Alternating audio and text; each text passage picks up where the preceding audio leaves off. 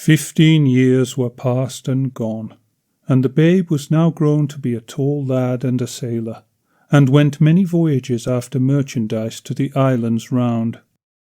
His mother called him Perseus, but all the people in Seriphos said that he was not the son of mortal man, and called him the son of Zeus, the king of the immortals. For though he was but 15, he was taller by a head than any man in the island, and he was the most skilful of all in running and wrestling and boxing, and in throwing the quoit and the javelin, and in rowing with the oar, and in playing on the harp, and in all which befits a man. And he was brave and truthful, gentle and courteous, for good old Dictys had trained him well, and well it was for Perseus that he had done so. For now Danae and her son fell into great danger, and Perseus had need of all his wit to defend his mother and himself. I said that Dictys's brother was Polydectes, king of the island. He was not a righteous man, like Dictys, but greedy and cunning and cruel. And when he saw fair Danae, he wanted to marry her, but she would not, for she did not love him, and cared for no one but her boy, and her boy's father, whom she never hoped to see again. At last Polydectes became furious, and while Perseus was away at sea, he took poor Danae away from Dictys, saying, "If you will not be my wife, you shall be my slave." So Danae was made a slave, and had to fetch water from the well, and grind in the mill, and perhaps was beaten, and wore a heavy chain, because she would not marry that cruel king. But Perseus was far away over the seas in the Isle of Samos, little thinking how his mother was languishing in grief. Now one day at Samos, while the ship was lading, Perseus wandered into a pleasant wood to get out of the sun, and sat down on the turf and fell asleep. And as he slept, a strange dream came to him, the strangest dream which he had ever had in his life. There came a lady to him through the wood, taller than he or any mortal man, but beautiful exceedingly, with great grey eyes, clear and piercing, but strangely soft and mild. On her head was a helmet, and in her hand a spear, and over her shoulder, above her long blue robes, hung a goatskin, which bore up a mighty shield of brass, polished like a mirror. She stood and looked at him with her clear grey eyes, and Perseus saw that her eyelids never moved, nor her eyeballs, but looked straight through and through him, and into his very heart, as if she could see all the secrets of his soul, and knew all that he had ever thought or longed for since the day that he was born. And Perseus dropped his eyes, trembling and blushing, as the wonderful lady spoke. "Perseus, you must do an errand for me." "Who are you, lady, and how do you know my name?" "I am Pallas Athena, and I know the thoughts of all men's hearts, and discern their manhood or their baseness. And from the souls of clay I turn away, and they are blessed, but not by me. They fatten at ease, like sheep in the pasture, and eat what they did not sow, like oxen in the stall. They grow and spread, like the gourd along the ground, but like the gourd they give no shade to the traveller, and when they are ripe, death gathers them, and they go down unloved into hell, and their name vanishes out of the land. But to the souls of fire I give more fire, and to those who are manful I give a might more than man's. These are the heroes, the sons of the immortals, who are blessed, but not like the souls of clay. For I drive them forth by strange paths, Perseus, that they may fight the Titans and the monsters, the enemies of gods and men.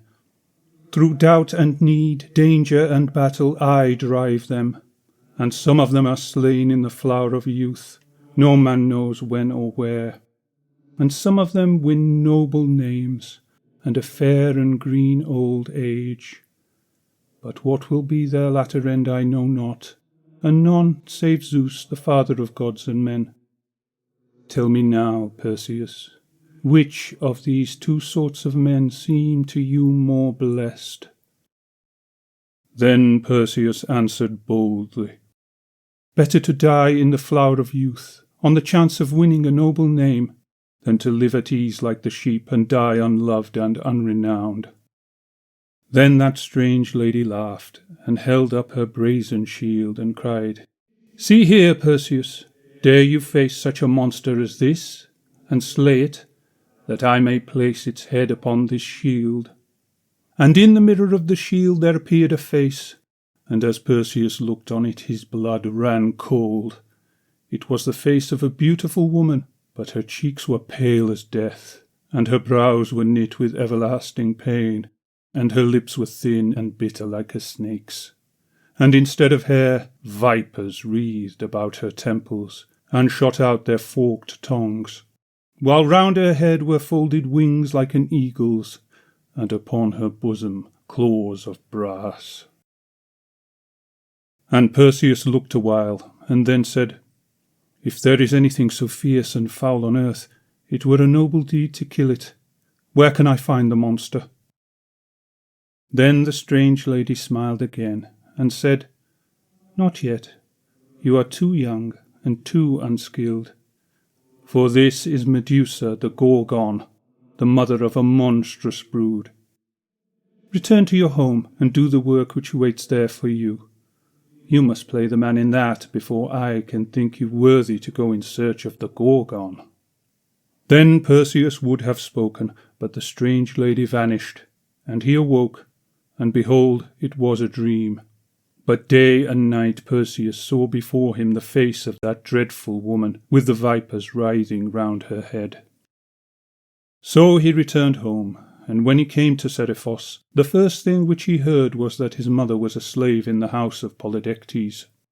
Grinding his teeth with rage, he went out and away to the king's palace, and through the men's rooms and the women's rooms, and so through all the house, for no one dared stop him, so terrible and fair was he, till he found his mother sitting on the floor, turning the stone handmill, and weeping as she turned it.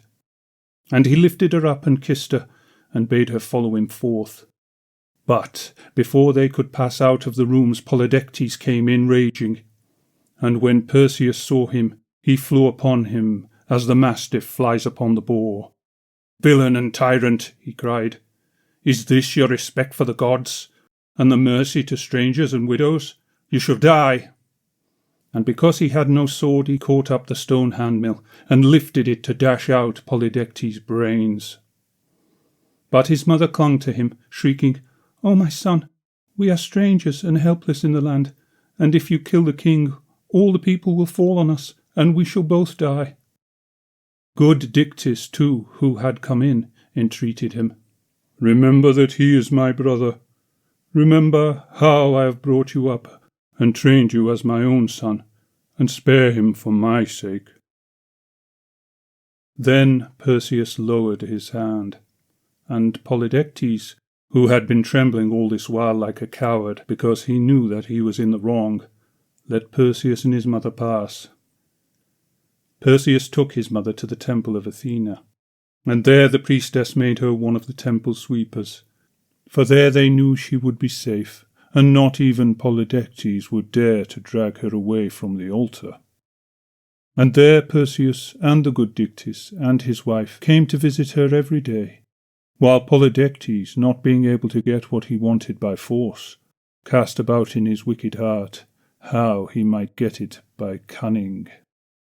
Now he was sure that he could never get back Danae as long as Perseus was in the island, so he made a plot to rid himself of him. And first he pretended to have forgiven Perseus, and to have forgotten Danae, so that for a while all went as smoothly as ever. Next he proclaimed a great feast, and invited to it all the chiefs and landowners and the young men of the island, and among them Perseus, that they might all do him homage as their king, and eat of his banquet in his hall. On the appointed day they all came, and as the custom was then, each guest brought his present with him to the king. One a horse, another a shawl, or a ring, or a sword, and those who had nothing better brought a basket of grapes or of game. But Perseus brought nothing, for he had nothing to bring, being but a poor sailor lad. He was ashamed, however, to go into the king's presence without his gift, and he was too proud to ask Dictys to lend him one. So he stood at the door sorrowfully, watching the rich men go in, and his face grew very red as they pointed at him, and smiled, and whispered, "What has that foundling to give?"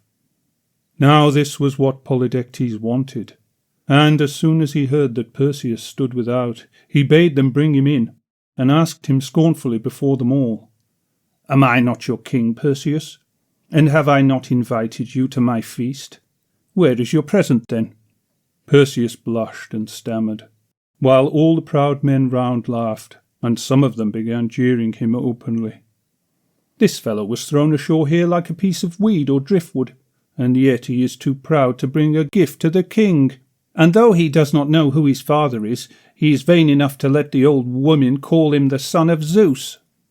And so forth, till poor Perseus grew mad with shame, and hardly knowing what he said, he cried out, "A present? Who are you to talk of presents? See if I do not bring a nobler one than all of yours together."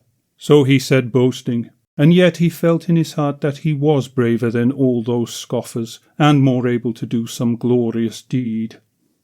"Hear him! Hear the boaster! What is it to be?" cried they all, laughing louder than ever. Then his dream at Samos came into his mind, and he cried aloud, "The head of the Gorgon!" He was half afraid after he had said the words, for all laughed louder than ever, and Polydectes loudest of all. "You have promised to bring me the Gorgon's head. Then never appear again in this island without it. Go!" Perseus ground his teeth with rage, for he saw that he had fallen into a trap. But his promise lay upon him, and he went out without a word. Down to the cliffs he went, and looked across the broad blue sea, and he wondered if his dream were true, and prayed in the bitterness of his soul. "Pallas Athena, was my dream true? And shall I slay the Gorgon? If thou didst really show me her face, let me not come to shame as a liar and boastful. Rashly and angrily I promised, but cunningly and patiently will I perform." But there was no answer, nor sign, neither thunder nor any appearance, not even a cloud in the sky. And 3 times Perseus called, weeping, "Rashly and angrily I promised, but cunningly and patiently will I perform." Then he saw afar off above the sea a small white cloud as bright as silver, and it came on nearer and nearer till its brightness dazzled his eyes. Perseus wondered at that strange cloud, for there was no other cloud all round the sky, and he trembled as it touched the cliff below. And as it touched, it broke and parted, and within it appeared Pallas Athena, as he had seen her at Samos in his dream, and beside her a young man more light-limbed than the stag, whose eyes were like sparks of fire. By his side was a scimitar of diamond, all of one clear precious stone, and on his feet were golden sandals, from the heels of which grew living wings. They looked upon Perseus keenly, and yet they never moved their eyes, and they came up the cliffs towards him more swiftly than the seagull, and yet they never moved their feet, nor did the breeze stir the robes about their limbs. Only the wings of the youth's sandals quivered, like a hawk's when he hangs above the cliff, and Perseus fell down and worshipped, for he knew that they were more than man. But Athena stood before him and spoke gently, and bid him have no fear. Then, "Perseus," she said, "he who overcomes in one trial merits thereby a sharper trial still. You have braved Polydectes and done manfully. Dare you brave Medusa the Gorgon?" And Perseus said, "Try me, for since you spoke to me in Samos, A new soul has come into my breast, and I should be ashamed not to dare anything which I can do. Show me, then, how I can do this." "Perseus," said Athena, "think well before you attempt, for this deed requires a 7 years' journey, in which you cannot repent or turn back nor escape. But if your heart fails you, you must die in the unshapen land, where no man will ever find your bones." "Better so than live here, useless and despised," said Perseus. "Tell me then, tell me, fair and wise goddess, of your great kindness and condescension, how I can do but this one thing, and then, if need be, die." Then Athena smiled and said, "Be patient and listen, for if you forget my words, you will indeed die. You must go northward to the country of the Hyperboreans, who live beyond the pole, at the sources of the cold north wind, till you find the 3 grey sisters, who have but 1 eye and 1 tooth between them. You must ask them the way to the nymphs, the daughters of the evening star, who dance about the golden tree in the Atlantic island of the west. They will tell you the way to the Gorgon, that you may slay her, my enemy, the mother of monstrous beasts. Once she was a maiden as beautiful as morn, till in her pride she sinned a sin at which the sun hid his face, and from that day her hair was turned to vipers, and her hands to eagle's claws, and her heart was filled with shame and rage, and her lips with bitter venom, and her eyes became so terrible that whosoever looks on them is turned to stone. And her children are the winged horse and the giants of the golden sword, and her grandchildren are Echidna the witch adder, and Geryon the 3-headed tyrant, who feeds his herds beside the herds of hell. So she became the sister of the Gorgons, Stheino and Euryte the abhorred, the daughters of the queen of the sea. Touch them not, for they are immortal, but bring me only Medusa's head." "And I will bring it," said Perseus. "But how am I to escape her eyes? Will she not freeze me too into stone?" "You shall take this polished shield," said Athena, "and when you come near her, look not at her herself, but at the image in the brass, so you may strike her safely. And when you have struck off her head, wrap it, with your face turned away, in the folds of the goatskin on which the shield hangs, the hide of Amaltheia, the nurse of the aegis holder. So you will bring it safely back to me, and win to yourself renown, and a place among the heroes who feast with the immortals upon the peak where no winds blow." Then Perseus said, "I will go, though I die in going. But how shall I cross the seas without a ship? And who will show me the way? And when I find her, how shall I slay her, if her scales be iron and brass?" Then the young man spoke. "These sandals of mine will bear you across the seas, and over hill and dale like a bird, as they bear me all day long. For I am Hermes, the far-famed Argus slayer, the messenger of the immortals who dwell upon Olympus." Then Perseus fell down and worshipped, while the young man spoke again. "The sandals themselves will guide you on the road, for they are divine and cannot stray. And this sword itself, the Argus slayer, will kill her, for it is divine and needs no second stroke. Arise and gird them on, and go forth." So Perseus arose and girded on the sandals and the sword. And Athena cried, "Now leap from the cliff and be gone." But Perseus lingered. "May I not bid farewell to my mother, and to Dictys? And may I not offer burnt offerings to you, and to Hermes, the far-famed Argus slayer, and to Father Zeus above?" "You shall not bid farewell to your mother, lest your heart relent at her weeping. I will comfort her, and Dictys, until you return in peace. Nor shall you offer burnt offerings to the Olympians, for your offering shall be Medusa's head. Leap, and trust in the armour of the immortals." Then Perseus looked down the cliffs and shuddered, but he was ashamed to show his dread. Then he thought of Medusa and the renown before him, and he leaped into the empty air.